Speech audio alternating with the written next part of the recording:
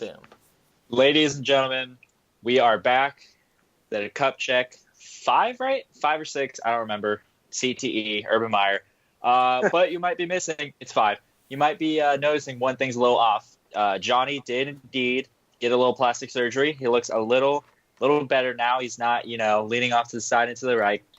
Just kidding. We have one of the OGs from the study hall, which I don't know if you remember, OG Student Union, Luke Slim Takes. How's it going, man? Oh, it's going great. It's going great. Hey, thanks for putting a little respect on my name right there. I appreciate it. I gotta do that before I trash on Iowa later. So I mean, you gotta do what you gotta do. Now, of course, you have myself, Andy Jones, and you have Clemson. Carl, how you doing, man? What up? And I mean, let's just there's really no shooting the shit. Let's just get straight into the topics. It just got released this morning. I was asleep because I don't wake up till 9, and usually the Slack has 500 messages by then. Kelly Bryant is transferring because Trevor Lawrence just got announced starter. So let's go directly to our big boy source with Carl. How do you feel about this? All right, it's a very tough situation because Kelly Bryant obviously took us to an ACC championship last year, but from very early on, I don't think it was hard to tell that Trevor Lawrence his ceiling is way above Kelly Bryant. So, we played the 4 games, we gave him the split time, and Trevor Lawrence, they both had their shots. They showed that Trevor Lawrence was just way more efficient on offense. So, it's a really, like I said, it's a tough situation. Kelly Bryant had 18 games as a starter to prove that he earned the starting job. He didn't. It's kind of tough to hear him say that he didn't get his shot because, like I said, he's had 18 starts. I think he's going to regret saying that. Dabo had a real tough decision to make. He named Trevor Lawrence a starter. I think that Kelly Bryant could have still been a valuable asset on offense, but you got to do what you got to do. Like he said, it's not middle school. You got tough decisions to make. Trevor Lawrence is our guy going forward. I wish Kelly Bryant the best of luck, but it is what it is now. We're gonna rock and roll. I love the fact that Trevor Lawrence opens up our offense. Whenever he's in, it seems to open up the run game. They respect the pass much more. So I'm really excited for the rest of the season. We're going to cover instead of just winning now. We're going to throw that out there, and we'll see how we're doing. Yeah, Luke, you got anything to add on that? Just all the Clemson guys in the group chat have been talking about Lawrence since probably June or May, and they've just been hyped up. So it comes as a surprise, or should come as a surprise to nobody that he's taken over. He definitely gives them the better chance. And let's talk about those locks for a second. C.J. Beathard at Iowa went 12-0 with those locks. Trevor Lawrence, I mean, got to count it a little. It has some pull. I mean, yeah, maybe long hair is elitism. It gives you a little grit. Hey, Trevor Lawrence is a very religious guy. He's got the Jesus flow, and he's gonna roll with it. He looks exactly like Sunshine from Remember the Titans. I saw a video of that the other day, and I just lost my shit. I mean, I even predicted this a while back on one of the episodes of Cup Check. I don't want to brag or anything. I was shut down by my haters and naysayers. Carl. I mean, it's obviously the smarter decision. I've said ever since, I think, a while ago on one of my articles, Lawrence is obviously the better quarterback. And I thought they were going to do kind of like a Pat Mahomes situation where they sit him for the season, kind of let him learn behind Bryant. Because even when Bryant was in, they were still kicking ass, taking names. But, I mean, Dabo took the decision and came out with some big old long quote about, like, Bryant was disappointed, yada, yada, yada. And he mentioned God for about 6 different things. And, like, it was the type of quote that made you want to run through a brick wall. Super producer Liam sent it to us this morning. And when I woke up and saw that, I was, like, pumped up to actually get out of bed before 11. But, I mean, now that Bryant is on the free agent market, so-called, where do you guys realistically see him ending up? I mean, I'll go first real quick just because I saw. I think one thing I read that was interesting is NC State.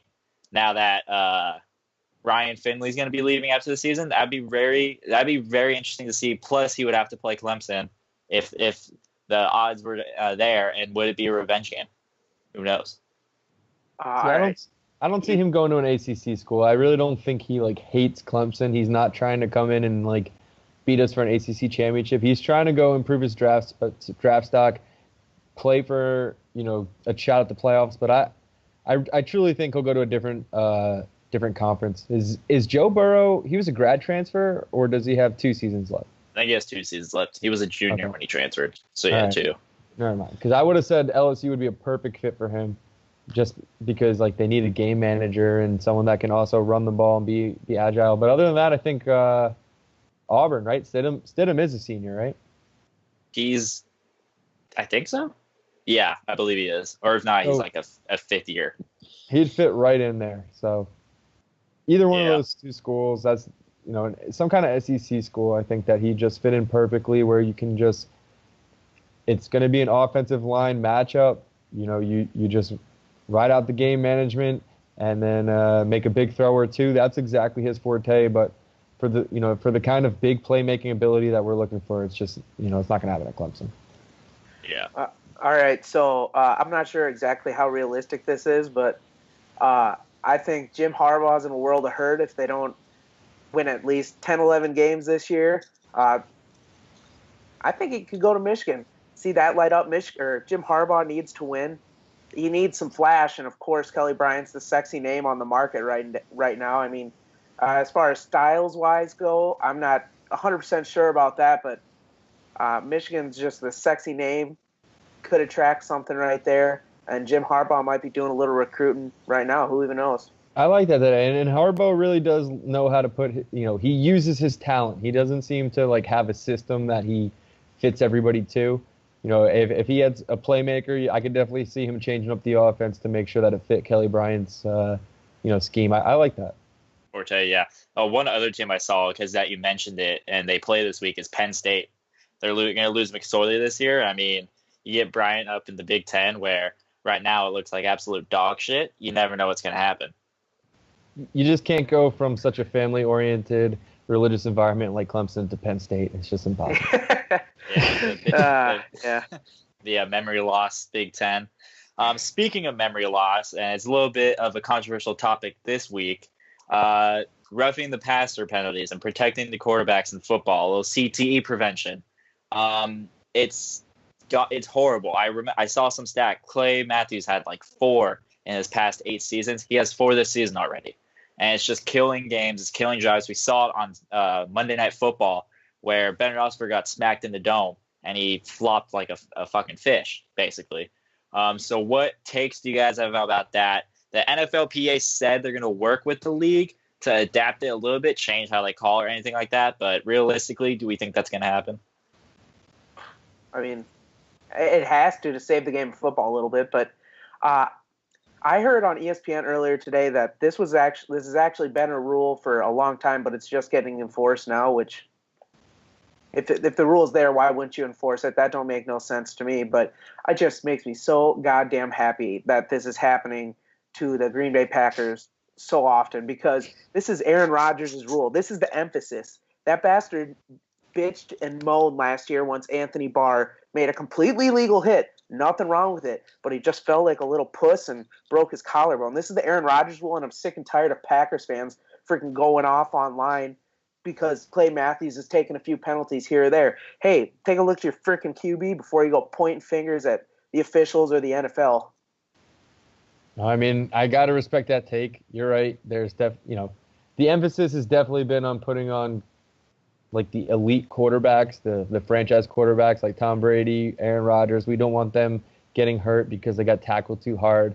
But it really does mess up the game because, it's your offense's job to make sure, or offensive line's job to make sure you don't take those hits, just like it's the quarterback's job to make sure that they're not leading wide receivers right into, passes that take their heads off. So it's a huge, there's definitely a balance, right? Like, the defense should not be taking vicious hits that are meant to go directly at the head to hurt people, right? We know CTE is a big issue now. There's just no reason to have the excessive violence in the game. But at the same time, watching Roethlisberger flop to get those penalties, watching who was the guy that tore his ACL trying to the Dolphins guy trying. No, he's on the Dolphins. I forget his He name. tore his ACL trying to get out. Trying to get out of the way of Tannehill and let him down easy. Like, that's not good for the game. There's got to be a middle ground where we know that we're taking clean, legal shots at the quarterback that are not meant to viciously. We're not intending injury, but at the same time, we're playing the game of football, and there's going to be hard hits. Like, I think that the NFLPA and the officials need to get together and find a middle ground.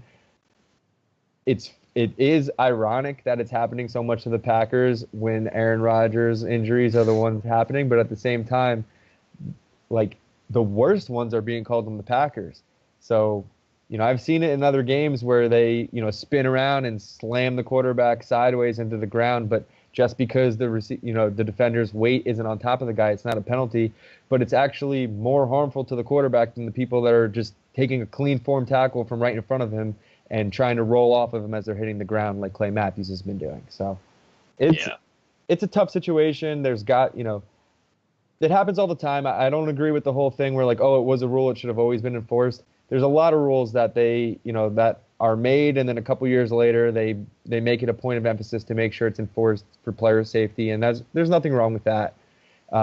It's just a matter of finding the middle ground where we're not flagging players for very legitimate plays. I would like to add that I may have been picking on the Packers a lot right there because I just completely hate them. But those tackles that Matthews has made over the last couple of weeks, those are good form tackles. And you absolutely should not face punishment for that. Right. Yeah, the thing I have to say about it is I live in Cupcake, California. When I played in high school, they locked down on the penalty just like that. In my opinion, when I played, I would much rather take a hit like Clay Matthews did to Alex Smith the other day than what you're saying where people grab them by their jersey or their arm and just throw them to the ground. Because it's going to hurt no matter what, but it hurts less when they just land on top of you instead of throwing you around like a rag doll. Right. But I mean, it's honestly the only reason why the NFL has it in place and they're regulating it as much as they can is because of Aaron Rodgers, like Luke said. Last year, once Rodgers got hurt, the Packers' viewership went down the shitter. I didn't watch them at all because no one wants to watch these backup quarterbacks for the Packers go in and do absolutely nothing. But there's a point where if you're getting it called 4 or 5 times a game, obviously something's wrong. It's a game of football. It's going to be violent, whatever, but it's just like the helmet rule that we saw in preseason where everyone was blowing their loads on it because it was going to call way, way too much. Then the NFL kind of went in, tweaked it a little bit. Now no one's even talking about it anymore. That might be because of the roughing passer penalties, but it's still, I think the NFL is just going to soft tweak it, get it to the point where, okay, we're going to protect the players on one hand, but on the other hand, we're also going to help the game stay with flow and not make a big hit like that seem like it's a killer hit where it should be penalized. And that's basically it. And the one thing I want to say about Luke coming after the Packers, a lot of Vikings hate towards them, but with your defensive ends, they shouldn't be worrying about roughing the passer as much as they should be with gun threats. Don't feed me that shit. Have you read the whole? Just say my Everson Griffin's dealing with some stuff right now, and I'm kind of scared that it actually sounds like CTE, which is not great. It kind of sounds like you've seen Concussion, right? The movie. Yeah, I lived in that movie, dude. It's reading the police report. That's kind of like exactly what it sounded like. Like Everson Griffin, step for step. It didn't sound good, and I'm kind of very worried about that. Yeah, so I just want to touch on that. But let's go ahead and we'll shift away from Everson Griffin being a serial killer to some bets of the week. Obviously, we have not been doing that hot here. I think I've lost like my past 4 in a row. I don't know how everyone else has been doing, but this week there's a few good games going on. I mean, obviously the game day is going to be pretty electric no matter what. We have a big matchup in the Big 12. So as our honorary guest, Luke, we'll go ahead and let you take the floor for your lock of the week. I'm going to go UCF minus 13.5 versus Pitt. Minus 13.5, Mackenzie Milton. He's an absolute stud, doesn't get the recognition he does because the competition he plays, which is complete bullcrap, but he's one of the best quarterbacks in the nation.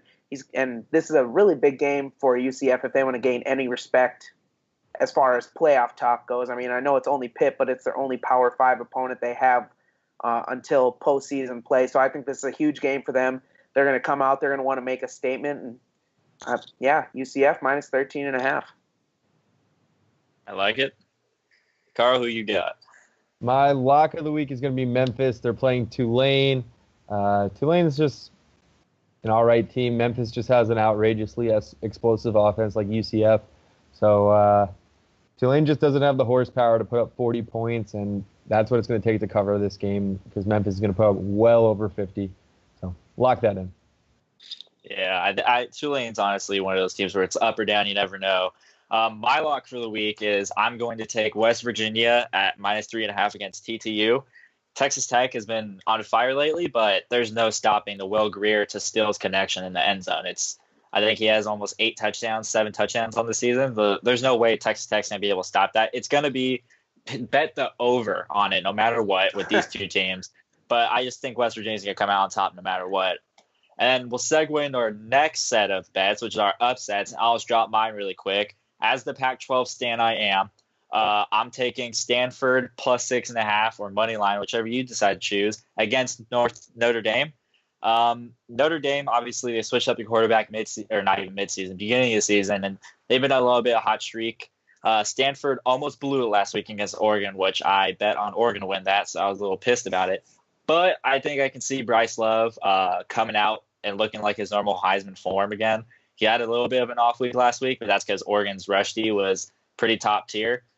And I don't know. I just think Notre Dame's one of those fluke teams that like Texas in the top 25. I just don't see them getting past this elite competition like this. I agree. Notre Dame's always overrated, but I think the same about Stanford. So I really don't know which way to go on that game, but there's no good Pac-12 teams. That's why. No, I mean that's what I'm. If it's up to me, I hate Notre Dame, so I'm all in on Stanford too. So we'll ride that one. This is my upset of the week is going to be a giant moment for me because I have been a gigantic Penn State hater for a long time. It's been way long, ever since the Jerry Sandusky era. It was the last time I bet on Penn State. But here we are. We're into the Urban Meyer era, and Ohio State's just embarrassed themselves way more than any other university could have. Like, I thought Penn State handled their case bad, and they definitely did. But Ohio State not only handled it bad, but they continue to try to cover it up and cover their steps. It's worse. I can't even see anybody actually wanting Urban Meyer, his return to come back and beat Penn State. It's all in on Penn State this week, right? You can't hate a team more than you hate Ohio State. You take the 3.5, you take the whiteout, you take Penn State at home, you cover your money, you feel a little bit good about yourself for the first time in almost 8 years about actually betting on Penn State. Plus, it's game day, so that adds even more that America's going to be watching Ohio State get spanked. That's it. We all hope so. But, all right, I'll roll with Arizona this week. They're 3.5-point dogs. They're at home, though, and Khalil Tate's been on fire here in the last 2 games. 7 touchdowns through the airs the last two games. And we've seen USC's offense struggle a lot this year. I mean, they had a good last game and a good first game of the year, but there were a couple of duds there. Texas, they only scored 14 points, and Stanford, they only scored 3 points. So we've seen their offense just completely disappear before. I'm going to take Arizona at home, 3.5-point dogs. There you go. Yeah, that's the thing about the Pac-12 is USC. Everyone thought they were going to have a great year with JT Daniels being this stouted 18-year-old freshman QB because he reclassified. And his first game, he looked on fire, and people were starting the Heisman campaign. Then he played Stanford, was dog shit. And I think he played some cupcake team, I forget who, and then he played Texas and was dog shit again. So that shows the state of the Pac-12. My favorite conference is absolute dog shit, and I love watching dog shit football, especially at 11 p.m. at night. Literally Sam Darnold 2.0. Yeah, exactly. But he doesn't have as crazy a flow.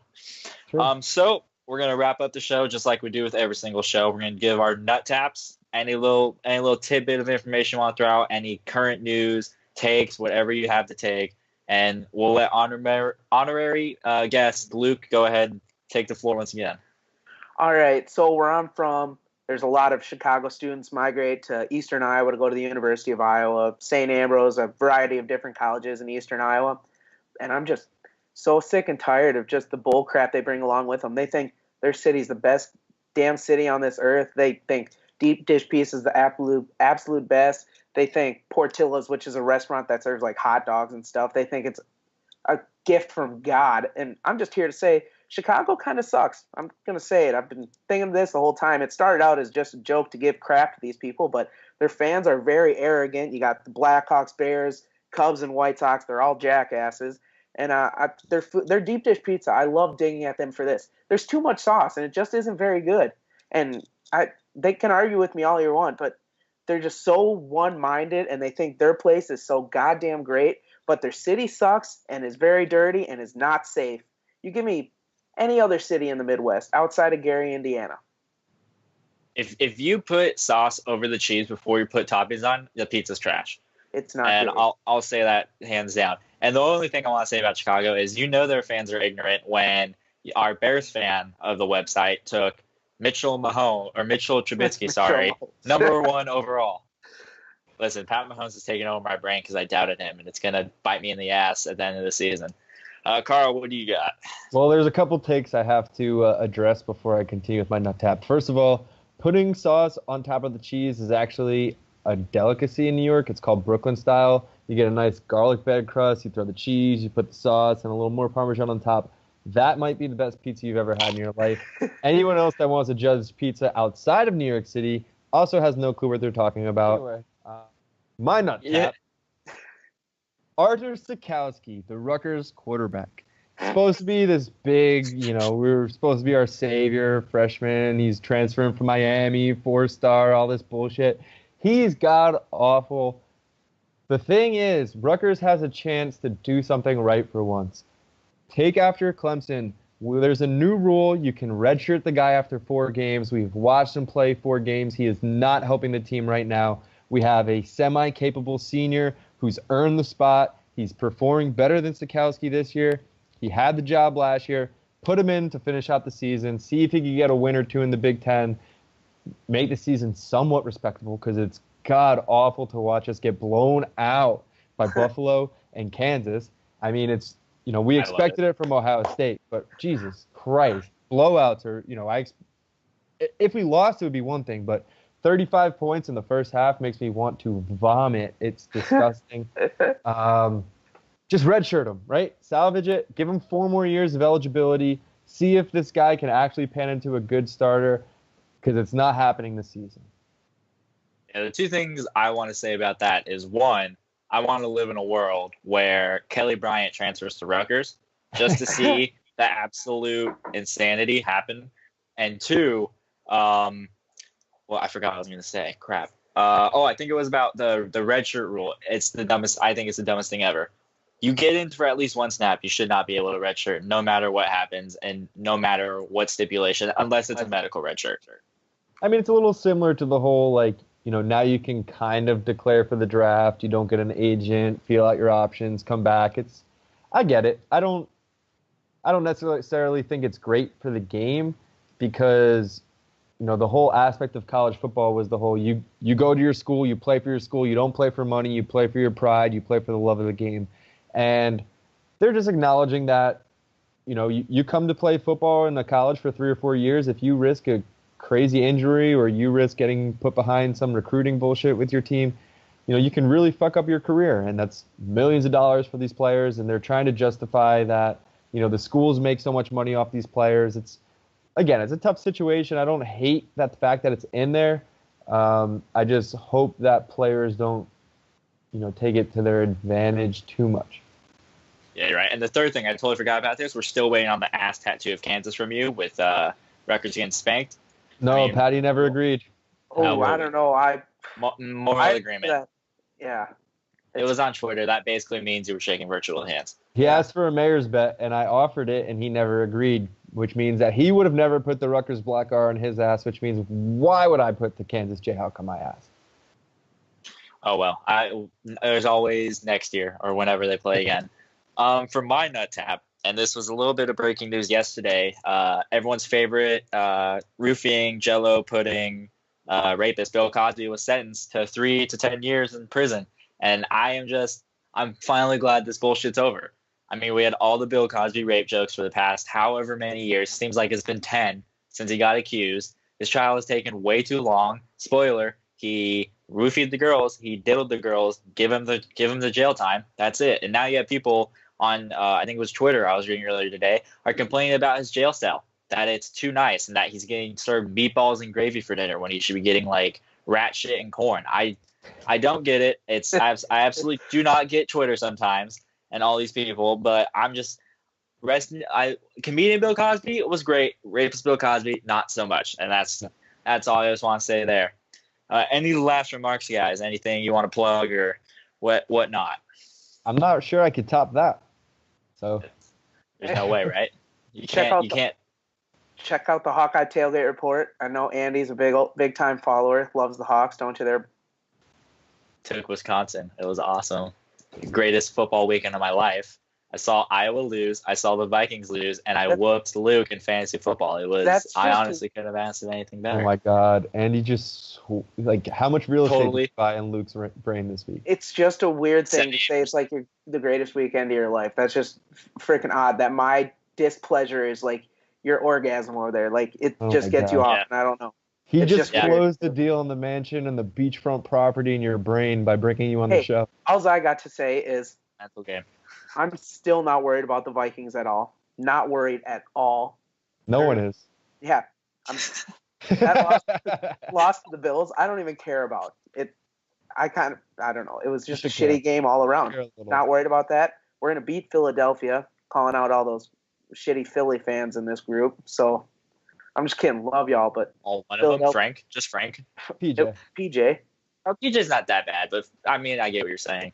Yeah, no, but and the Hawkeye, as ignorant as this sounds, Wisconsin plays at Penn State and at Michigan still this year, and Iowa has fucking cupcake aside from at Penn State. I mean, that is true. That's not. And the way the Big Ten West looks, we could be playing in Indy. I'm not saying we're gonna. I'm not saying I have my ticket yet to Indy, but boys, he's got bookmark. I'm not saying you're delusional, but I'm saying you're not thinking straight right now. Dude. Yeah, I'm thinking straight. Thinking straighter than I ever have before. Can't wait to watch Nate Stanley get 7 interceptions against Ohio. Bullshit. That is outrageous. Wait, hold up. I actually typed this up. Nate Stanley is a system quarterback. Nate Stanley is an elite quarterback. System quarterback. All right. I wrote this up.